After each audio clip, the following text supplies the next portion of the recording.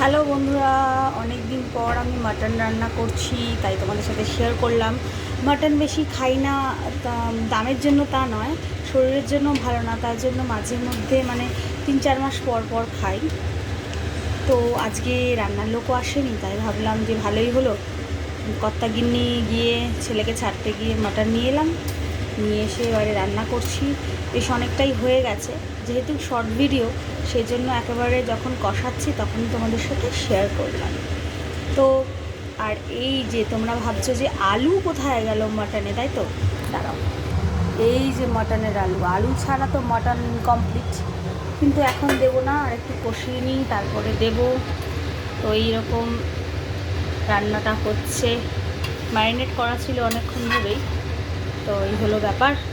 আজকে লাঞ্চটা একদম জমে যাবে, মাটন আর ভাত, ও ফাটাফাটি, বাঙালির সেরা।